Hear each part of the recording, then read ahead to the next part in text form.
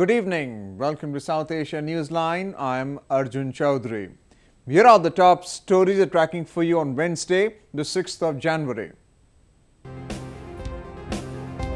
Bangladesh Supreme Court upholds death sentence of top Jamaat leader for war crimes. Relief work continues in quake-hit northeastern India.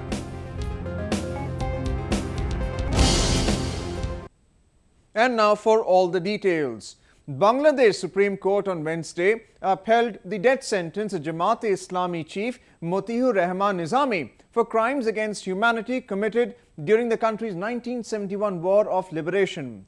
His execution is expected to happen within months. A four-member bench of the Appellate Division delivered the verdict holding death penalty for 72-year-old Nizami in 3 charges and life imprisonment in 2 charges. Nizami was sentenced to death by the International Crimes Tribunal in 2014 for charges including planning and conspiring mass killings, murders, rapes and looting at different villages. According to the case, Nizami headed a pro-Pakistan militia called Al-Badr during the war as the head of Jamaat-e-Islami's erstwhile student wing. This is the 6th time the Appellate Division delivered a verdict on an appeal against a war crime tribunal's judgment. Bangladesh, which was earlier known as East Pakistan, emerged as an independent country in 1971 after fighting a 9-month-long civil war. The Pakistan Army and its local collaborators like the Jamaat had unleashed large-scale violence during the period, resulting in the death of some 3 million people. Pakistan has asked Bangladesh to recall its diplomat from the country. Pakistan's foreign ministry summoned Bangladesh High Commissioner to Islamabad on Tuesday and asked Moushumi Rahman to be withdrawn by Thursday. Moushumi is a political councillor and head of chancery at the Bangladesh mission in Islamabad. In what is being seen as counteraction, this comes almost a month after Bangladesh asked Pakistan to recall its diplomat Farina Arshad from its High Commission in Dhaka following allegations of financing terrorist activities in Bangladesh. Diplomatic ties between Dhaka and Islamabad have soured after Bangladesh started executing the war criminals who actively collaborated with the Pakistan Army in the genocide of some 3 million Bangladeshis and the rape of thousands of women during the 1971 Liberation War. Staying on news from Pakistan.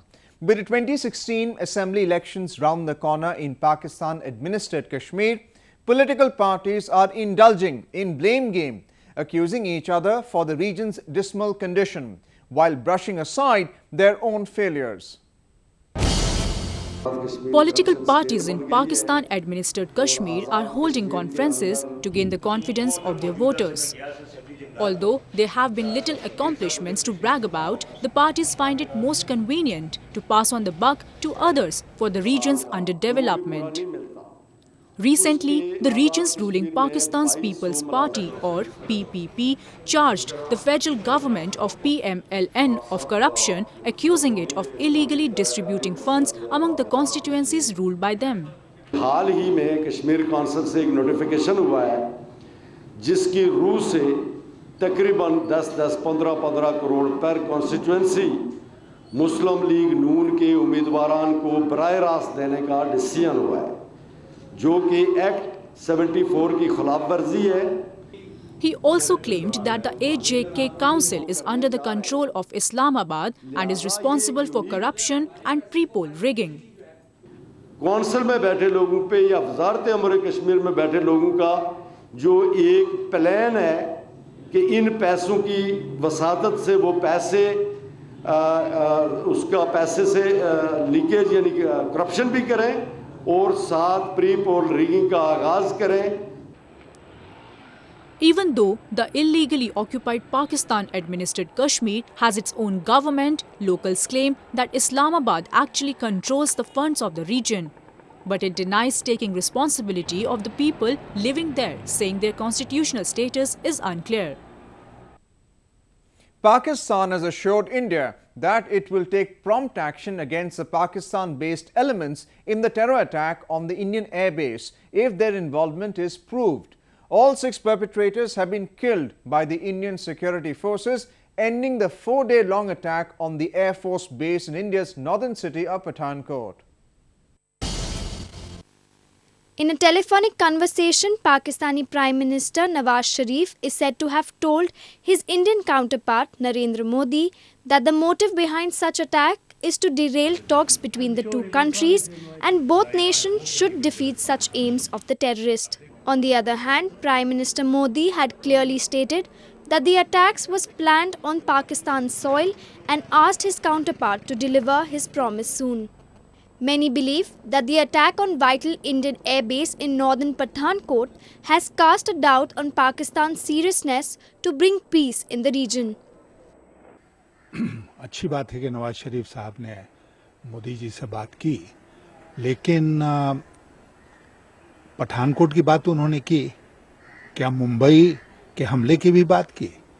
Mumbai के हमले के 7 साल गुजर चुके हैं और आज तक पाकिस्तान ने उन आतंकवादियों के खिलाफ कोई कार्रवाई नहीं की है, बल्कि वो छुट्टे घूम रहे हैं पाकिस्तान में।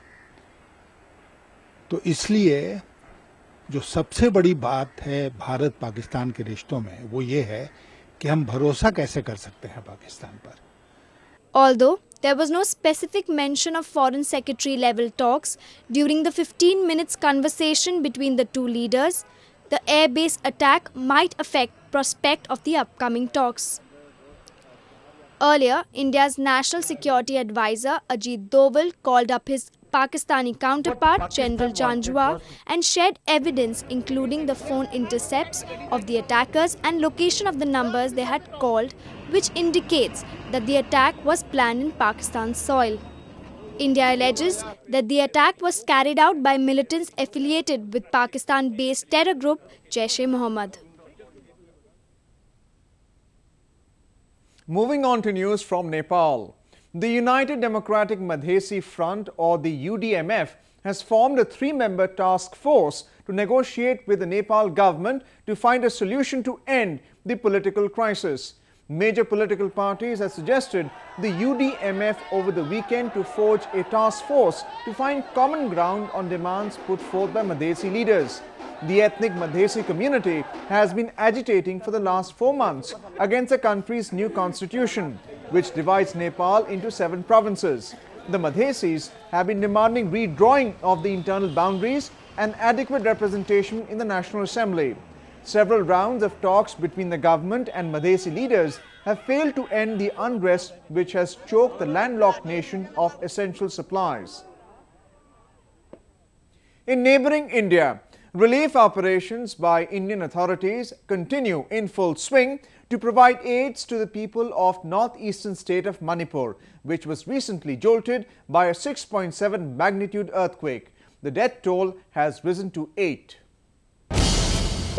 Thousands of people in quake-hit Manipur have been forced to take shelter in relief camps after their houses were destroyed in the earthquake on Monday. 8 people have been killed and around 100 people have been injured in the quake-hit state. In Chalbang village, the government has converted village school building into relief camp to provide shelter and aids to the affected people. Actually, here is living 16 families, and out of 38 houses, since it is not sufficient, that's why many people have shifted to other houses which were not affected. So what are the arrangements for the relief camp? You say in terms of fooding, your water, then others. So such thing, so far there's no alternatives. We are arranging from ourselves.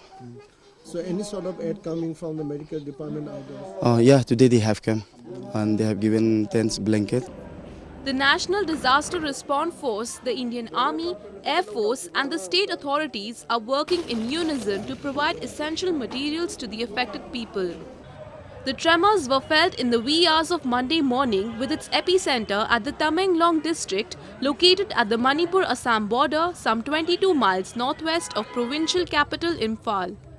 The tremors were also felt as far as neighbouring countries of Bangladesh and Nepal. A high achiever of humble origin, an Indian schoolboy creates history by scoring the highest individual score in an innings. a staggering 1,009 runs. Indian schoolboy Pranav Dhanavade registered his name in cricket records book as he slammed 1009 runs not out in an inter-school tournament, the highest individual score in an inning in any form of the game. The 15-year-old smashed 129 fours and hammered 59 sixes in his staggering 323 ball knock played over 2 days before his team, KC Gandhi School, declared their innings on a staggering 1465 for 2. नहीं इतना तो कुछ मैं mind में रख के नहीं गया था पर जैसे जैसे रन सोचे गए हो गया. Dhanavade, who comes from a humble background, hails from India's western Mumbai. The provincial government has assured of sponsoring his training and education. एक बात पक्की है कि जो स्पार्क आज प्रणव ने दिखाया है, महाराष्ट्र सरकार के स्पोर्ट्स डिपार्टमेंट की ओर से हम ये ध्यान देंगे कि वो सही दिशा में शेप होकर एक अच्छा क्रिकेटर आने वाले दिनों में हम हिंदुस्तान की ओर से दुनिया को दे सकते हैं. The young boy drew applause from cricketing greats like Sachin Tendulkar and MS Dhoni for his incredible feat. Well, that's the way it was in South Asia this evening. Before we conclude, the top stories once again. Bangladesh Supreme Court upholds death sentence of top Jamaat leader for war crimes. Relief work continues in quake-hit northeastern India.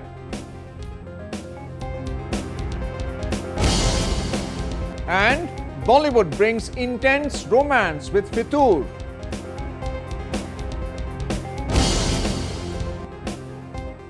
Now our viewers can watch the show on SouthAsiaNewsline.com. They can also visit us on Facebook.com/SAsiaNewsline and follow us on Twitter @SAsiaNewsline. That's all in tonight's edition. We'll see you same time tomorrow. Good night.